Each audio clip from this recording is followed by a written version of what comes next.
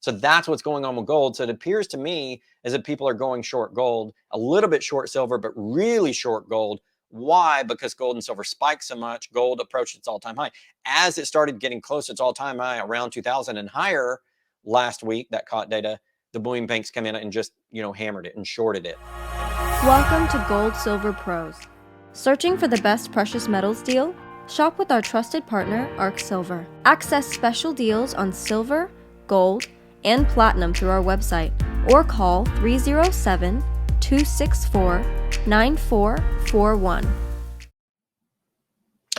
Hi everyone, this is Rob Kientz with GoldSilverPros.com. I'm recording this about 1:32 p.m. Central Time on April 14th, 2023. This is your weekly market wrap-up. Title of today's presentation is Deflation Strikes the Economy. Let's get into the data without further ado. Gold has been doing very well this week. It hit about 2,040, about $30 off its all-time high. Right now, at time of this broadcast, it's trading at $2,004.13.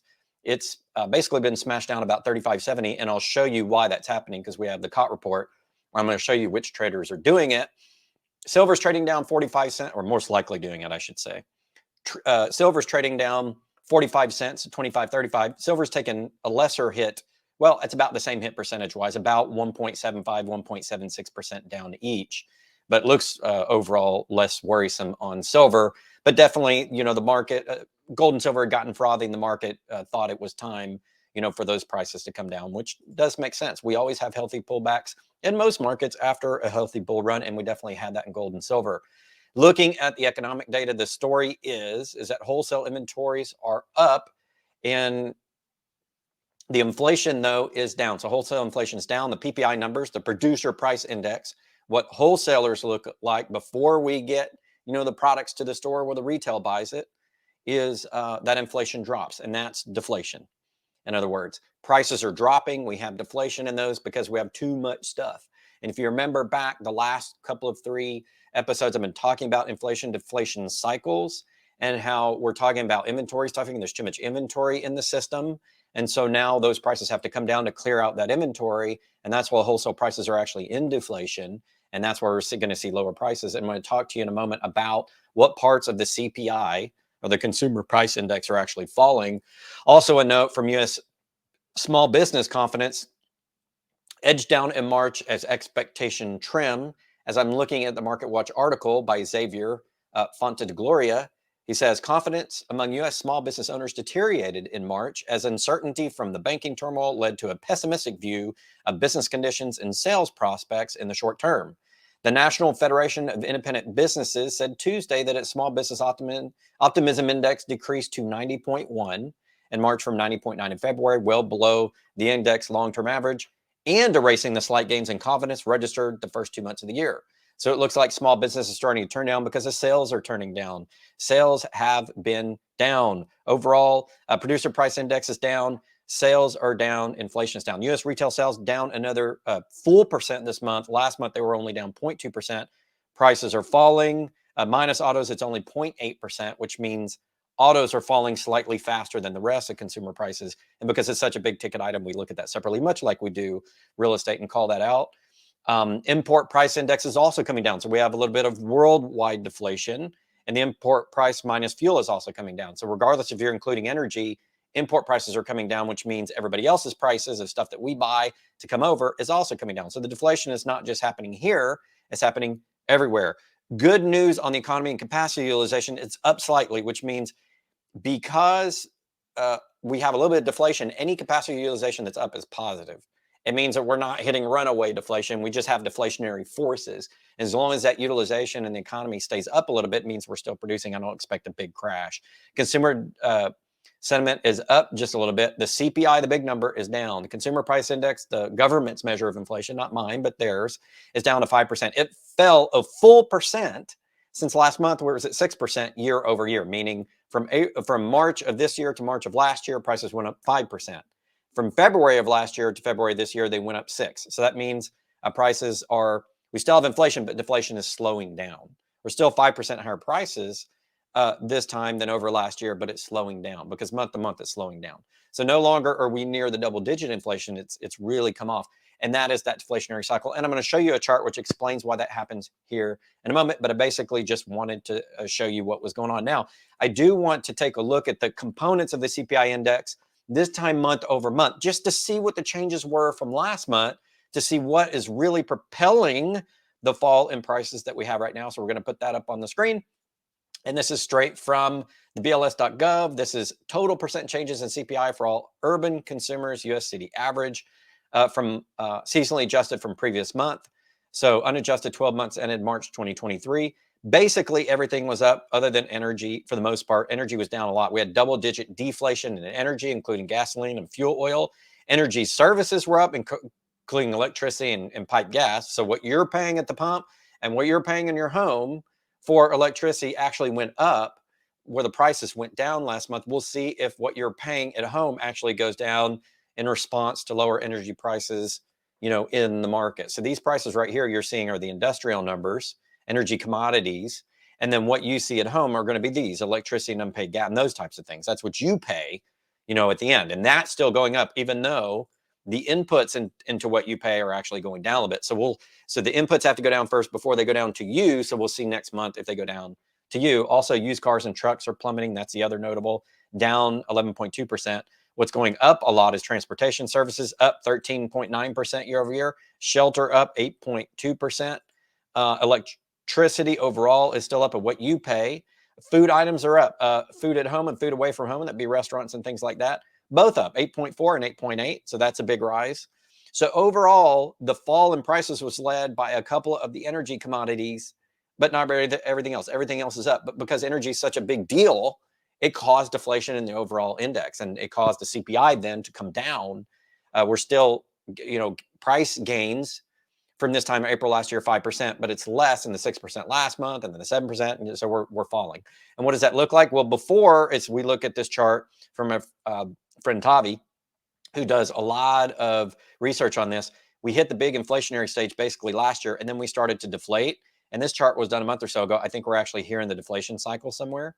And this will last for a while. It'll deflate for a while and come back up. Now, this is the 1970s inflation that led all the way to the beginning of 83, which led to the central bank raising interest rates to combat it. That's where that happened right there.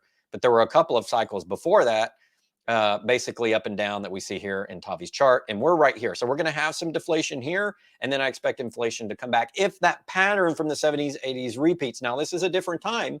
It may not look exactly like this, but this is a fairly good guide of what we've got going on. Now, I also wanted to talk about labor. Labor has been weak.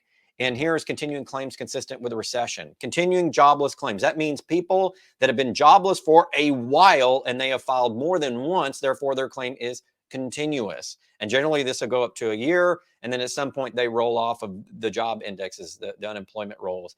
But essentially, what we're looking at here is the continuing claims. And the more claims we have, the more recessions we have. The recessions are in gray. So you can see as continuing claims spike, we're either in the recession or that's a result of the recession. And that's basically what happens. This was basically not a recession. This one here, it was a pandemic. You can barely see the line, but it really spiked during the pandemic because businesses had shut down. The economy shut down. So the claims went way up. And so that's what's happening now. We're starting to see a spike in claims, which is an indication that overall labor market is not that great. And it's hit the recession indicator. So if it continues to go up and spike up, that means, yes, we're in the recession. So another indicator of recession, just like the yield curve that we talked about before. I also wanted to talk about continued claims from the Fed chart. This is on a much longer timeline than what we saw on the other chart. And you can see here, you've seen that little ramp up here in this little section. You're seeing that continuous claims come up. Now, it's not where we were during the pandemic. It's not where we were during the Great Recession, the last financial crisis, or the tech crisis here. That's this one. But it is starting to turn up. And if it starts to go up this index, we're gonna watch it. That could be some issues going on in the economy. And that's something that we will pay attention to going forward. To give you a readout on the economy itself, we're going to head over to CNBC. Now, the markets are down a little bit. Dow has fallen 201 points today. S&P is down 16 points. NASDAQ down 67. Russell 2000 down 21. And that's as the earnings data and the economic data comes out, the things that we've been talking about, the continued jobless claims, the small business, the prices, the consumer price index, all of those things, inflation, All of those things are weighing on the economy a little bit. So the markets are just selling off a little bit today. It's digesting the news.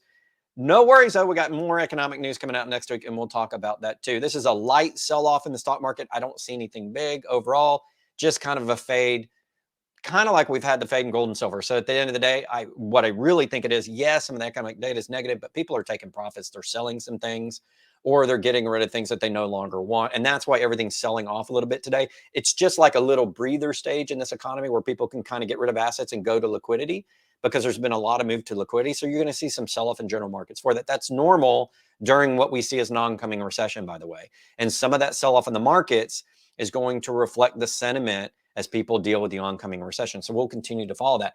Bonds, aren't too far from where we thought they were. 2 years has risen again. It's back over 4%. That's not a good thing. When bond rates rise, it means bond buyers and investors are thinking that there's going to be more recession or more downward movement in the economy. The economy is going to get worse. And so the 2 years spiking up, the 10 years going up as well, but it's a 3.52. So people are actually paying more for the 2 than the 10. And that is a yield curve inversion. That means we have an oncoming recession. The second indicator, which I said we would talk about. Looking at the cryptocurrencies, Bitcoin has been up for the week, but it's down today about 85 points at 32.97. Ethereum is actually up 65 points. It's going opposite Bitcoin today. It's trading at 20.80. 67. Litecoin is up 73 cents to 95.17. And Terra is break even. XRP is up a penny. And that'll do it for the cryptos. Those are doing pretty well. We're going to go look at the gold and silver trade for you, because I think that is a very interesting one as well. As we look at the CME group data, you can see here fairly light trading over on gold. Nobody's coming in and spiking it. But we're going to show in the COT report, we're in a previous period, people did spike that. And we'll relate that information to you. Looking at the volume numbers, June is the dominant contract month. I go over this every week, but we're going to shorten it just a bit. You guys get familiar with how to read this data, but I'll go over the highlights for you. June's the dominant month for gold. We're on the gold chart. 414,000 contracts on open interest as of, this is Thursday's data, so yesterday's data. We don't have today's yet. 6,181 contracts added. So this is a very robust month. June is the one that's trading. That's what's determining the prices. Total volume is good. EFP, which is exchange for physical, move over to London for exposure, is high at 4,043. That's because April is not expected to be a big delivery month. Why is April not a big physical metal deliveries month on the COMEX? Because there's not that many contracts, and you have to have a contract to get delivery. And so there's not a lot of contracts. So there are some deliveries, you got 91, but a lot of those deliveries are going through the COMEX in a future trade month where you can't take delivery on COMEX today. And they're going over to London to get exposure there and potential delivery and how that works. So those are pretty high. If we look at the settlement data, this is just what determines prices. Again, down on the day. Now, this is Friday's data. They do have preliminary Friday data here. You can see right here. So we're down about $40 on the day, according to this contract data. It's not completely updated. Again, June's the dominant month, and you can see that trade action right there. We're going to do it on silvers too. So, and this is a holiday, by the way, where you're seeing this gap. But silver actually spiked up quite a bit, and we'll explain why that in a moment when we look at the COT report and get a good indication. Right now, May is a dominant month for silver. It's actually moving over July. You can see that 1,900 contracts coming off here, 8,000 coming on here. So the positioning is actually into July. And that's part of the reason that some of the contracts are moving around. And you see it in the COT data is people are moving to the next dominant contract month. They just roll that contract over. And so you close some here, you add some here, and that's the way that that goes. Plus, it looks like we have a lot of new interest because it's such a high number. But as of right now, May is still the dominant contract month, slightly over July. We had 79,904 contracts. This is Thursday's data here. So 79,904. Again, not a lot of deliveries because on the current month, you only have 25 contracts of silver open. Remember, on the industrial markets in the U.S., on COMEX, which is CME and NYMEX and all those, which is CME Group manages, you only about 6 months are considered higher delivery months on COMEX for physical deliveries. So there'd be high trade months because of the trade. And the other 6 months are lower. They'll have less action. So that's why you see big numbers in some months and lower numbers in other. And so when you're looking at physical delivery, it typically has to come during a month that has a lot of contracts to begin with, or otherwise you're going to have modest numbers. And that's how that works. So 1,466 contracts in Thursday's data went over to London because there's not a lot for the April contract. And that just means people are trying to get exposure to the physical in the current month. They just can't do it on COMEX because the current month's not the one that has contracts. It's May and it is July. Moving over to the settlement data.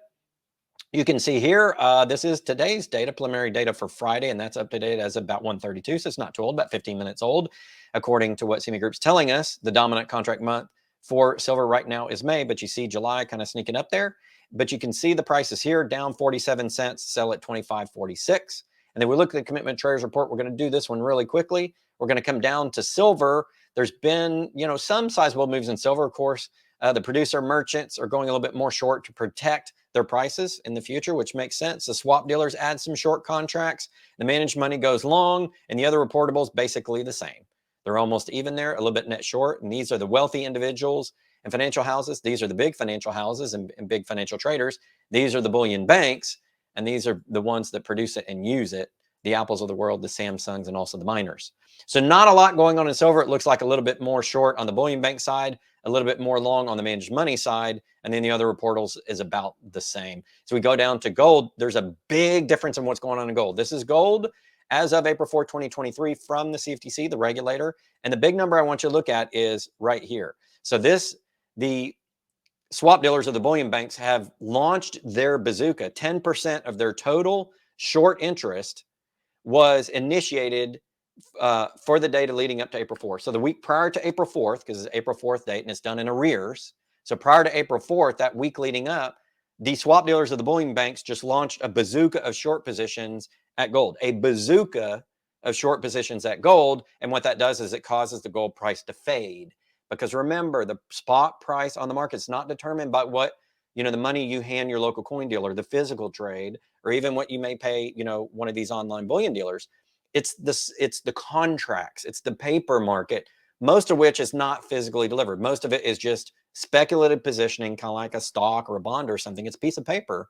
And what happens is you can do a bunch of futures contracts at once with a little bit of money. It's a leveraged investment, so you don't have to put in the full value of the contract. You may have to have some other things, but in any case, so you do that, and they use a lot of contracts to control that gold without having to buy it or sell it. And so that's put downward pressure. Now that's been offset by the long position, the managed money. So the managed money or the financial houses and brokerages are going long to the tune of 11,000 contracts. The other reportables went long a net of about 2,700 contracts, long 92, short 65. So that's what's going on with gold. So it appears to me as if people are going short gold, a little bit short silver, but really short gold. Why? Because gold and silver spiked so much. Gold approached its all-time high. As it started getting close to its all-time high around 2000 and higher last week, that caught data, the bullion banks come in and just, hammered it and shorted it. And I think they were anticipating the price coming down, or maybe they're trying to, to move the price down. If you put enough contracts in, you can actually move the price over time because it's the longs and shorts together which determine the price. So to summarize, deflation has struck the economy. It's not long-term deflation. We're not out of the woods on inflation yet. It is a stage, and it is the first step in what looks like maybe a three-step stair-stepping process up to the final ultimate resolution of inflation in the economy. We've had mixed results in terms of the economic data. It looks like consumer prices are coming down. It looks like continuing jobless claims are going up. Small businesses are losing a little bit of confidence. Business inventories are increasing, which is causing slack in ordering overseas. So we saw the overseas prices coming down and current prices coming down. And that's basically, the news for the week on the economy. Stay tuned to next week. We'll do the weekly market wrap up. Again, I'm your host, Rob 𝘾𝙀 with Gold Silver Pro. Hey, thanks for watching. We selected these videos just for you. Check them out. And remember, $4.99 a month keeps the lights on and the channel going. So join our Gold Silver Pro supporter membership. We appreciate your support. Keep stacking.